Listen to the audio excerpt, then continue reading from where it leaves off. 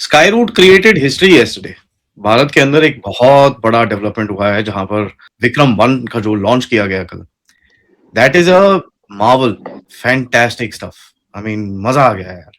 So it's मतलब it's an achievement Bharat के लिए मुबारकबाद है इंडिया के लिए कि this is India has now become the third country to have a private sector. So I think this is a further sign कि India का scientific मतलब India is catching up with the rest of the world. अगर हम खबरों के तरफ तवज्जो डालते हैं, सियासी मंजरनामा देखते हैं तो पाकिस्तान में वैसे तो हालात जो के तू हैं। रिपोर्ट के मुताबिक मौजूदा निजाम मतलूबा नताइज देने में नाकाम रहा है। एक्सपोर्ट देखें तो वो ना होने के बराबर हो गई है। शरह गुर्बत जो 21% पे थी वो 45% को टच कर रही है एक्चुअली, या इससे भी ज्यादा। और अब सारे का सारा जो ब्लेम है वो गल्फ वार को दिया जा रहा है। खबरें ये चलवाई जा रही हैं कि जी वो गल्फ वार की वजह से खित्ते में स्टेबिलिटी नहीं है। एक चीज what I really like about India is कि क्योंकि इंडिया इतना बड़ा है कि दूसरी जगह जियोपॉलिटिकल क्राइसिस चलते रही, इस तरफ ये चीजें चलते रहते साइड में। सो इंडिया का जो डेवलपमेंट चल रहा है, फॉर एग्जांपल पाकिस्तान का प्रॉब्लम ये है कि वो खुले आके सच द होल ट्रूथ नहीं बोलते।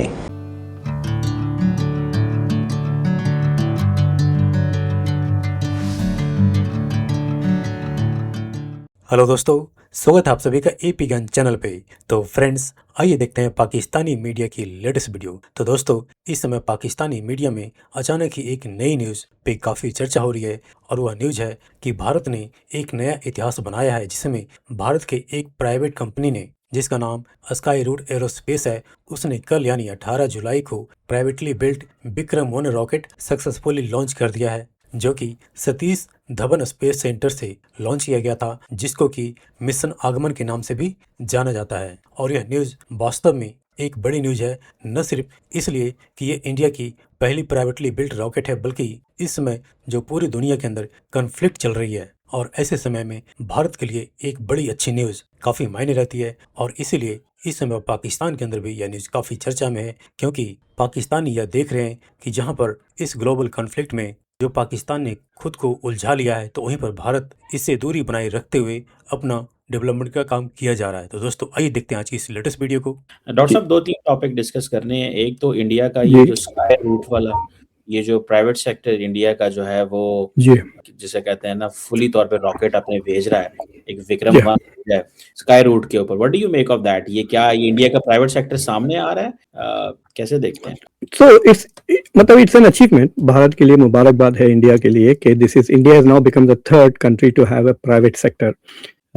और इट्स मेरे लिए इट्स वेरी इंटरेस्टिंग, क्योंकि जो मेरे एक क्लासमेट है अशरफ फरहान है उनका नाम, he is a very prominent India में हैदराबाद में IT एंटरप्रेन्योर है। तो Farhan became I think the first Indian private person to send a satellite into space. वो अपने घर में बैठ कर सैटेलाइट बनाता है मतलब he has an office and all of that, but और उसके satellite I think Elon Musk ने लॉन्च किए थे, 4-5 साल पुरानी बात है, but he became the first private person to launch satellite. So for me that was a great achievement कि भाई मैं एक ग्रेट साइंटिस्ट को जानता हूँ। और हमारी क्लास में देखिए, इंजीनियरिंग तो बहुत लोग कर लेते हैं यार, अतुल कोहली भी इंजीनियर थे, मैं भी इंजीनियर हूँ, कई ऐसे प्रोफेसर हैं पॉलिटिकल साइंस में जो इंजीनियर थे, but to do real engineering contribution. तो जब मैं कभी फिजिक्स वगैरह के प्रोफेसर से बात करता हूँ, तो वो लोग एक सेंटेंस यूज करते हैं जिससे मुझे बड़ी जलन होती है। तो कहते हैं my contribution to science.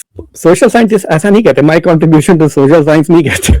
I've never heard anybody talk about it very proudly. So I think this is a further sign कि इंडिया का साइंटिफिक मतलब India is catching up with the rest of the world.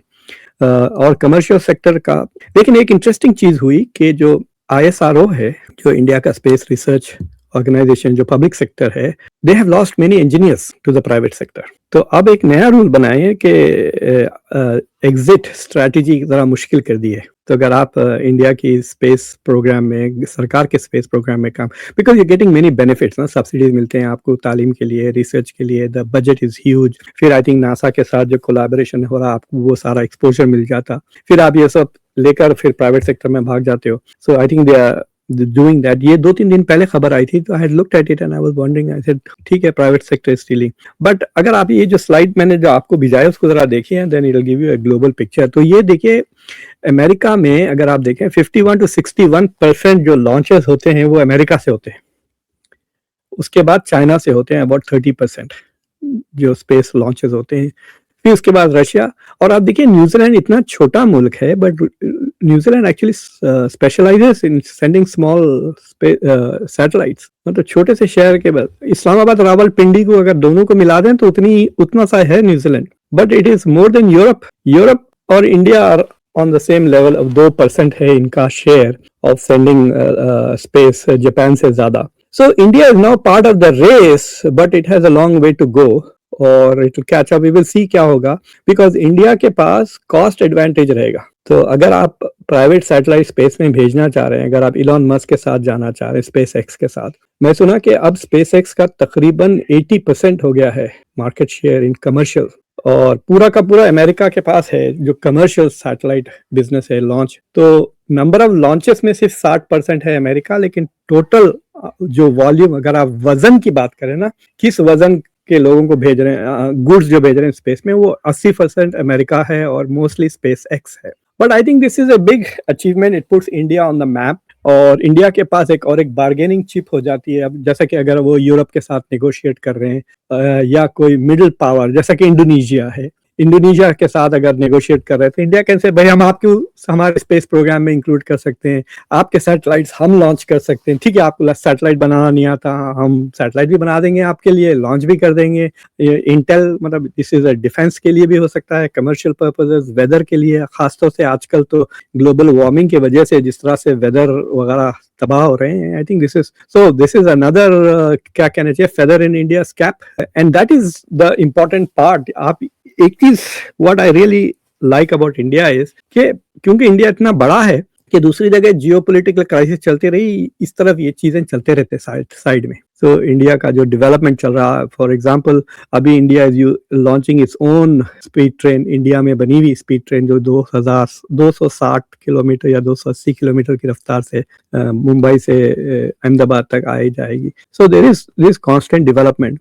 और हमारा interesting चीज ये है कि जब आप बड़े प्रोजेक्ट्स करते हो ना industrial, for example let us से कि आपने कार बनाना सीख ली, अगर आप कार बना लेते हैं और कार बिकने लगते हैं तो it creates lots of other jobs. Rubber industry को ग्रोथ मिल जाती है क्योंकि टायरें बनाना पड़ता है, लेदर इंडस्ट्री को ग्रोथ मिल जाती है क्योंकि सीट कवर्स बनाना है, और फिर सर्विस इंडस्ट्री अलग छोड़ रहे हैं, पंक्चर जो बना रिपेयर कर रहे हैं वो भी अलग है। सो जो बड़े प्रोजेक्ट्स आप करते हैं, अब जैसा कि इंडिया का अगर commercial, I will not be surprise कि 1-2 साल में हॉलीवुड कोई मूवी ना बना दे स्पेस में जाके शूट करके, शाहरुख खान या जाकर private commercial, it will give it a huge boom.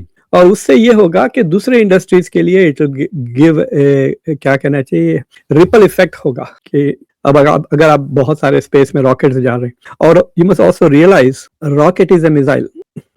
अगर मिसाइल सीधा ऊपर जा रही है तो वो रॉकेट है, अगर वो ऐसा जा रही है तो इट इज अ मिसाइल। तो जितना आप रॉकेट टेक्नोलॉजी इंप्रूव करें, आपकी उतनी मिसाइल टेक्नोलॉजी भी इंप्रूव होते जाएगी।